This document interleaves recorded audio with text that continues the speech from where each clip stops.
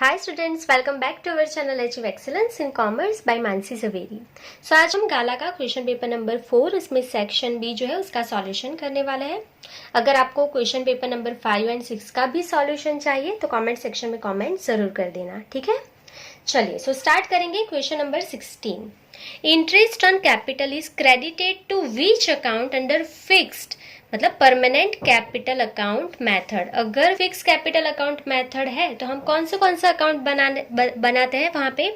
तो एक तो हमारा करंट अकाउंट है और दूसरा होता है हमारा कैपिटल अकाउंट, ठीक है। फिक्स कैपिटल अकाउंट में हम दो अकाउंट्स प्रिपेयर करते हैं, current account and capital account. तो कैपिटल जो है वो फिक्स कैपिटल अकाउंट मेथड में फिक्स ही रहेगा। तो ये अकाउंट में हम कैपिटल के अलावा कुछ भी नहीं लिखते और कुछ भी नहीं लिखा जाएगा। तो इंटरेस्ट ऑन कैपिटल कहाँ पे क्रेडिट होगा? Current account. बहुत ही सिंपल क्वेश्चन है। चलिए तो आंसर लिख लेंगे। Number 16, interest on capital is credited to current account under fixed capital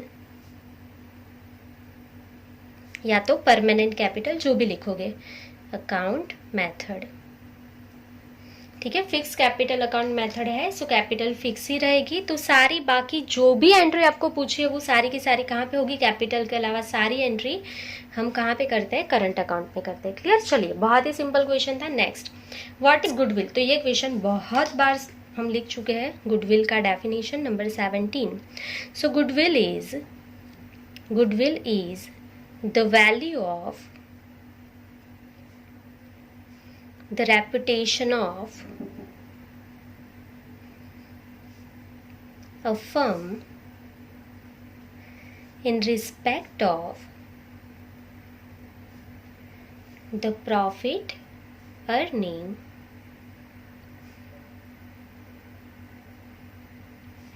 over and above the expected profit। So goodwill का डेफिनेशन बहुत बार सीख चुके हैं, बहुत बार हम लिख भी चुके हैं। आई होप कि अभी तक तो आपको डेफिनेशन लर्न हो गया होगा। अभी तो हम क्वेश्चन पेपर नंबर 4 सॉल्व कर रहे हैं, 4 तक पहुंच गए ना।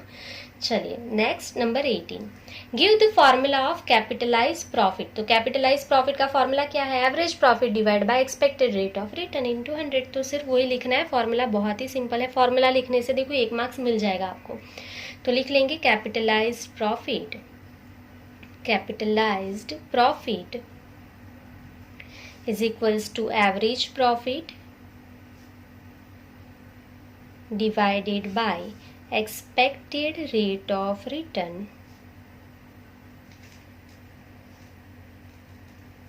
into 100। क्लियर? चलिए सो ये गुडविल का हमारा कैपिटलाइज प्रॉफिट का फॉर्मूला है गुडविल के लेसन का। चलिए next, number 19, the ratio of sacrifice depends on what. तो सेक्रीफाइस रेशियो किस पे डिपेंडेड है? तो आपको पता है कि जितना भी P&L रेशियो में चेंज होगा पार्टनर के ओल्ड P&L रेशियो में, उतना ही चेंज किस में होता है? सेक्रीफाइस रेशियो में, ठीक है। तो किस पे डिपेंडेंट है? तो ओल्ड P&L रेशियो में जो भी चेंज होगा उस पे सेक्रीफाइस रेशियो जो है वो डिपेंडेंट है। तो यही लिखना है। लिख लेंगे number 19, sacrifice ratio depends on changes in the old P&L sharing ratio of partners। ठीक है, ओल्ड P&L में जितना भी चेंज होता है उतना चेंज आपका सेक्रीफाइस रेशियो में होगा, ठीक है। चलिए next, number 20, which accounting entry is recorded when premium for goodwill is brought in cash or kind by the new partner। सो आपको अकाउंटिंग एंट्री लिखनी है कि न्यू पार्टनर जो है कैश में या तो काइंड में कोई भी पैसा लाएगा प्रीमियम का, ठीक है, प्रीमियम फॉर गुडविल का। तो कैश में लाएगा तो उसके लिए आप एक अलग एंट्री लिख सकते हो। काइंड में मतलब कैश के अलावा जो भी एसेट लाएगा उसके लिए आप अलग एंट्री, दो अलग अलग एंट्रीज भी लिख सकते हो, या तो कंबाइन भी लिख सकते हो। यहाँ पे मैं कंबाइन एंट्री लिख रही हूँ। आप जो भी लिखोगे अगर राइट एंट्री होगी तो आपको मार्क्स मिल जाएंगे। पहली एंट्री क्या लिख सकते हो अगर आपको कंबाइन नहीं लिखना है, तो अगर कैश में लाया है किसी पार्टनर ने गुडविल के प्रीमियम का पैसा, अगर पार्टनर ने कैश में लाया है तो कैश और bank account debit to premium for goodwill account, ये पहली एंट्री आप लिख सकते हो। अभी हम कंबाइन एंट्री लिख रहे हैं तो कैश और काइंड मतलब कुछ एसेट भी लेके आ सकता है। तो सपोज वो लैंड एंड बिल्डिंग लेके आया है, सो लैंड एंड बिल्डिंग आएगी तो डेबिट हो जाएगा। So land and building account debit. अगर उसने मोटर कार लाया है तो वो debit, motor car account debit. जो भी लाएगा तो जरूरी नहीं है कि वो लैंड बिल्डिंग ही लाएगा, मोटर कार ही लाएगा, वो फर्नीचर फिक्सचर्स मशीनरी कुछ भी ला सकता है। तो जो भी लाएगा वो एसेट डेबिट। अभी हम इतनी ज्यादा एसेट तो नहीं लिखेंगे ना, अदर एसेट लिख देंगे। So other assets account debit, जो भी लाएगा वो डेबिट हो जाएगा। सो क्रेडिट कौन होगा, प्रीमियम फॉर गुडविल अकाउंट, ठीक है। अगर आप चाहो तो अलग अलग एंट्री भी लिख सकते हो और कंबाइन भी लिख सकते हो, दोनों राइट है, ठीक है, to premium for goodwill account. So ये हो गया आपका क्वेश्चन नंबर 20। चलिए next number 21, mention any two circumstances of retirement of a partner. So partner कब रिटायर हो सकता है वो आपको यहाँ पे लिखना है, कोई भी दो लिखना है, हमें जितनी आती है हम लिख देते हैं। सो वो नोटिस देके रिटायर हो सकता है तो पहला हम लिख लेंगे बाय नोटिस, ठीक है। वो कॉन्ट्रैक्ट में लिखा है तब भी रिटायर हो सकता है, सो नंबर 2 बाय कॉन्ट्रैक्ट। अगर वो इंसॉल्वेंट हो गया तो भी वो रिटायर हो जाता है, सो हम यहाँ पे लिख लेंगे इंसॉल्वेंसी ऑफ पार्टनर। या तो उसकी डेथ हो जाएगी तो भी वो रिटायर हो जाता है, तो यहाँ पे लिख लेंगे number 4 death of partner etcetera, ठीक है। यहाँ से कोई भी दो लिखना है। पार्टनर कब रिटायर हो सकता है तो वो नोटिस देके रिटायर हो सकता है, कॉन्ट्रैक्ट में लिखा है तब वो रिटायर हो सकता है, अगर वो इंसॉल्वेंट है तो रिटायर हो सकता है, उसकी डेथ हो गई तो भी वो रिटायर हो जाएगा। समझ में आ गया, ऑटोमेटिक डेथ हो गई तो वो रिटायर हो जाएगा। तो यहाँ से आपको कोई भी दो लिख देना है। सो ये कंप्लीट हो गया question. Next number 22, how would you deal with bad debts return which is written off earlier? So bad debts का पैसा अगर आपको वापस मिलता है जो आपने अर्लियर रिटर्न ऑफ कर दिया था, ठीक है, तो आप क्या करोगे। तो अगर आपको बैड डेब्ट्स का पैसा वापस मिलेगा तो कैश आएगी, तो कैश और बैंक अकाउंट डेबिट, और क्रेडिट कौन हो जाएगा, रियलाइजेशन अकाउंट। क्लियर, तो यही लिखना है number 22। At the time of dissolution of a partnership firm,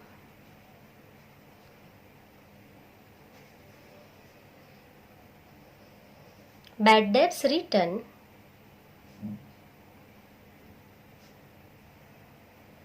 is debited to cash and bank account and credited to realisation account, ठीक है। डिसॉल्यूशन के टाइम पे हम क्या करते हैं, बैड डेब्ट्स का पैसा अगर वापस मिलेगा तो कैश एंड बैंक जो है वो डेबिट कर देंगे एंड क्रेडिट कौन हो जाएगा, रियलाइजेशन अकाउंट। क्लियर, चलिए। सो यहाँ पे आपके क्वेश्चन नंबर 22 तक जितने भी क्वेश्चन है वो कंप्लीट हो गए हैं। अभी नेक्स्ट पेज पे जाएंगे, question number 23, for which specific event can automatic dissolution of a partnership firm take place? तो ऐसे कौन सी कंडीशन या सिचुएशन है जिसमें जो पार्टनरशिप फर्म है हमारी उसमें ऑटोमेटिक डिसॉल्यूशन हो जाता है। तो ये हमने डिसॉल्यूशन में सीखा ही है कि अगर आपकी जो भी कोई भी पार्टनरशिप फर्म है वो फिक्स टर्म के लिए अगर स्टार्ट हुई है, अगर वो टर्म कंप्लीट हो जाती है तो जो है पार्टनरशिप फर्म का ऑटोमेटिक डिसॉल्यूशन हो जाता है।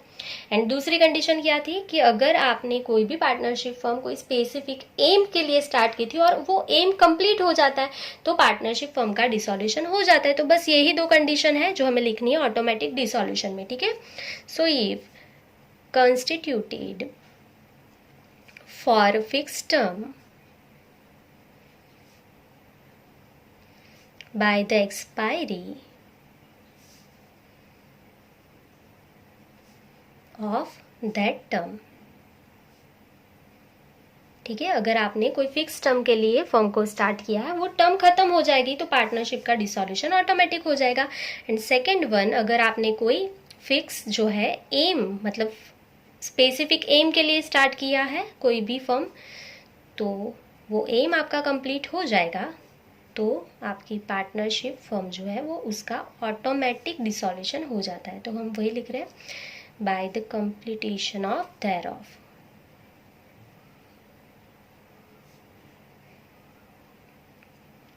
क्लियर, बहुत ही सिंपल था। अगर फिक्स टर्म के लिए अगर आपने कोई भी पार्टनरशिप फर्म स्टार्ट किया है, वो टर्म खत्म हो जाएगा तो ऑटोमेटिक डिसॉल्यूशन। अगर आपने कोई स्पेसिफिक एम के लिए स्टार्ट किया है और वो जो एम है वो कंप्लीट हो जाएगा तो आपकी पार्टनरशिप फर्म जो है उसका ऑटोमेटिक डिसॉल्यूशन हो जाएगा। क्लियर, दो ही कंडीशन है।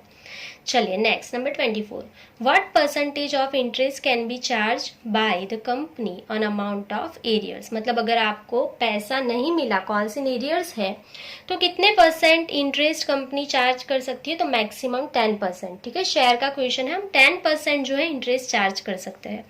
सो लिख लेंगे, ये एमसीक्यू का क्वेश्चन है। ये क्वेश्चन आपको 1 मार्क्स में कन्वर्ट करके पूछा है। ठीक है, मोस्टली ये क्वेश्चन एमसीक्यू में आता है। चलिए, अगर आपने सारे एमसीक्यू लर्न कर लिए है ना फर्स्ट लेसन के, तो आपको पता होगा 10% per annum interest can be charge by the company on amount of arrears.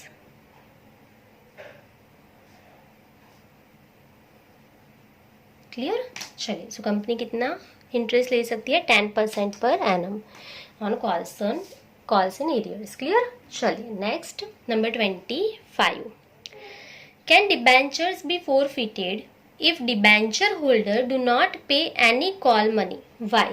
So question आपको क्या पूछा है कि अगर डिबेंचर होल्डर डिबेंचर का पैसा नहीं पे करता है तो क्या कभी भी आप डिबेंचर को फोरफिटेड कर सकते हो, हाँ या ना? कर सकते हो तो क्यों, अगर नहीं कर सकते हो तो क्यों, इसका रीजन भी देना है। तो आपको पता ही है, कभी भी डिबेंचर जो है वो फोरफिटेड नहीं होते हैं, शेयर ही फोरफिटेड होते हैं। कभी भी डिबेंचर फोरफिटेड नहीं होते, क्योंकि शेयर जो है वो ओनरशिप जो है उसकी कैपिटल कहलाती है ना। ठीक है, पर डिबेंचर हमारी लायबिलिटी है। ठीक है, कभी भी हम डिबेंचर फोरफिटेड नहीं कर सकते। अगर डिबेंचर होल्डर ने पैसा नहीं पे किया है डिबेंचर का, तब भी हम उसको फोरफिटेड नहीं कर सकते। और उसका रीजन क्या है कि डिबेंचर हमारी लायबिलिटी है, हमारा डेप्ट है। क्लियर, चलिए, सो आंसर लिख लेंगे number 25, debentures can not be forfeited if any debenture holder does not pay any amount on debentures, because debentures are liability of the company। ठीक है, कंपनी की डिबेंचर जो है वो लायबिलिटी है, इसके लिए कभी भी डिबेंचर फोरफिटेड नहीं होता है। सिर्फ शेयर को हम फोरफिटेड कर सकते हैं अगर शेयर होल्डर ने पैसा नहीं पे किया तो। ठीक है, डिबेंचर का कभी भी फोरफिटेड नहीं होता है। Next, number 26, what is vertical analysis. तो बहुत बार हॉरिजॉन्टल वर्टिकल एनालिसिस पूछा जा चुका है, हर एक एग्जाम, मतलब हर एक पेपर में मोस्टली यही क्वेश्चन रिपीट हो रहे हैं। सो मोस्टली दोनों जो है वर्टिकल एंड हॉरिजॉन्टल, उसकी डेफिनेशन लर्न कर ही लेना, कोई भी आ सकती है। ठीक है, चलिए, so the comparative analysis for 1 year among different units of different financial statement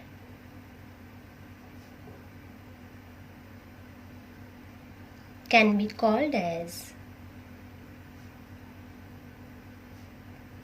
vertical analysis।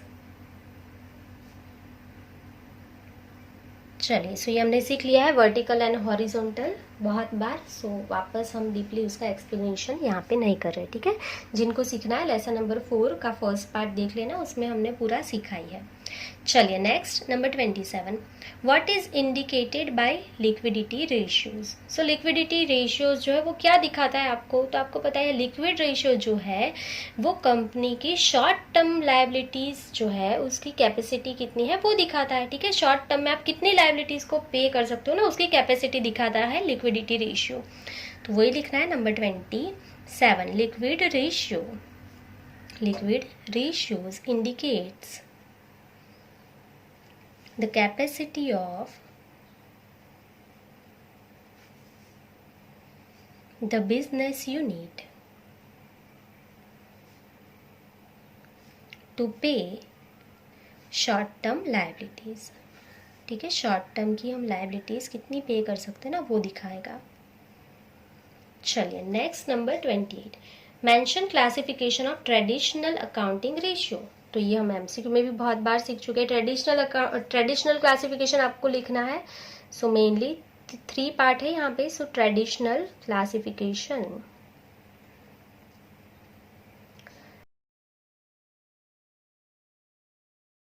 तो सबसे पहले कौन सा आएगा, ratios of trading and P&L, ठीक है। सबसे पहले ट्रेडिंग एंड P&L, उसके रेशियोज आएंगे, उसके बाद बैलेंस शीट। तो यहाँ पे हम लिख लेंगे ratios of balance sheet and last में कंपोजिट रेशियो। चलिए 3 ही यहाँ पे ट्रेडिशनल क्लासिफिकेशन में पार्ट है। ट्रेडिंग एंड P&L के आएंगे, फिर बैलेंस शीट के एंड देन कंपोजिट रेशियोज। चलिए नेक्स्ट नंबर 29, कैश इनफ्लो क्या होता है, डेफिनेशन लिखना है। What is cash inflow, number 29। So transaction due to which cash और cash equivalent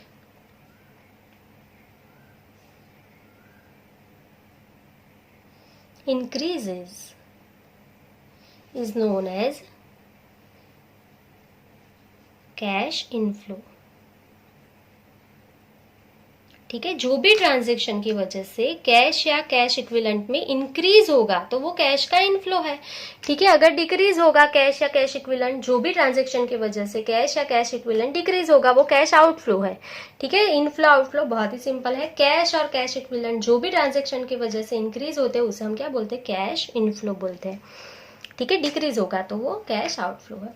Which transaction are always operating activity? Last question number 30 हमारा क्या है कि कौन से ट्रांजेक्शन है जो हर बार ऑपरेटिंग एक्टिविटीज ही होते हैं। तो ये बहुत बार हमने सीखा, एमसीक्यू में भी मैंने आपको सिखाया था कि कौन से ट्रांजेक्शन हर बार ऑपरेटिंग होते हैं, कौन से ट्रांजेक्शन हर बार फाइनेंशियल होते हैं, कौन से ट्रांजेक्शन हर बार इन्वेस्टिंग एक्टिविटीज के होते हैं। तो यहाँ पे आज क्या पूछा है, ऑपरेटिंग में कौन से आते हैं, तो लिख देंगे number 30। So salary, wages, bonus to worker,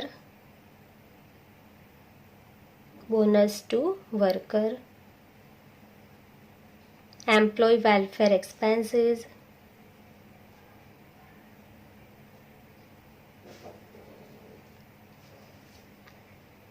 etc. transaction are always operating activities,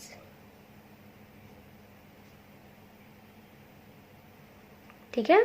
चलिए so salary, wages, bonus to workers and employ welfare के जो भी एक्सपेंसेस है वो हर बार ट्रांजैक्शन कौन सी होती है, ऑपरेटिंग एक्टिविटी होती है। क्लियर। चलिए सो यहाँ पे आपके सारे क्वेश्चन जो है कंप्लीट हो गए सेक्शन बी के। सो क्वेश्चन नंबर 5 एंड 6 के सॉल्यूशन भी अगर आपको चाहिए तो कमेंट सेक्शन में कमेंट करके ज़रूर बता देना। सो हम उसके भी वीडियोस अपलोड कर देंगे। चलिए सो आज के लिए बस इतना ही। Thank you for watching, keep learning, take care.